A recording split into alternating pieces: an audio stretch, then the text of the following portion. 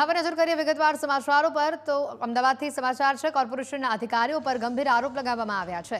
હાથીજોડ વિસ્તારના લાલ ગેબીનગર સોસાયટીના રહીશોનો વિરોધ સામે આવ્યો છે। ખોટા દસ્તાવેજ કરી સોસાયટીના જમીન બિલ્ડરની સ્કીમ માટે લેવામાં આવી હોવાનો આક્ષેપ છે। સોસાયટીના લેટરપેડ પર ખોટી સહી કરી એએમસીને જમીન આપી હોવાનો આક્ષેપ છે। સોસાયટીની જમીન સભ્યોની જાણ બહાર જ વેચી દેવાનો આક્ષેપ કરાયો છે। આ જમીન ઉપર બનાવવામાં આવી રહ્યું છે બંગલોઝની સ્કીમ। કેટલાક અમૃત સભ્યોની પણ સહી કરવામાં આવી હોવાનો આરોપ છે। સીએમ અને કલેક્ટરને રજૂઆત બાદ અપાયેલા આદેશ બાદ પણ કાર્યવાહી નથી કરવામાં આવી। સોસાયટીની જમીન પરત આપવા રહીશોની માંગ છે। વધુ માહિતી મેળવીશું સંવાદદાતા દીપેન જોડાઈ ચૂક્યા છે ફોન લાઈન ઉપર। દીપેન, જે પ્રકારની વિગતો છે કોર્પોરેશનના અધિકારીઓ પર આ ખૂબ જ મોટા આરોપ છે કે મૃતકોના નામની પણ સહી અહીંયા થઈ છે। હેતુ હાથીજણ વિસ્તારમાં આવેલ લાલ ગેબીનગર સોસાયટીની જે જમીન છે તે જમીન બારોબાર વેચી મારવાનો આક્ષેપ છે તે સોસાયટીના લોકોએ કર્યો છે।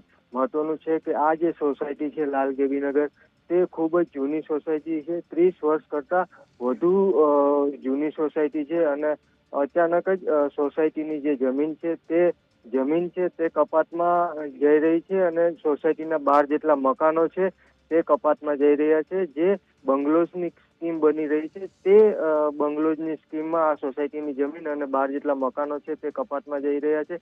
કપાતમાં જતા સોસાયટીના સભ્યો છે તેમને ધ્યાને આ સમગ્ર કૌભાંડ આવ્યું છે અને ત્યારબાદ તપાસ કરતા સોસાયટીના સભ્યોની ખોટી સહી કરી અને સોસાયટીની જમીન છે તેનું વિભાજન કરી અને તેનો અલગ સર્વે નંબર પાડી દેવામાં આવ્યો અને ત્યારબાદ એ સર્વે નંબર ઉપર ખાનગી બંગલોઝની સ્કીમ છે તે બની ગઈ છે।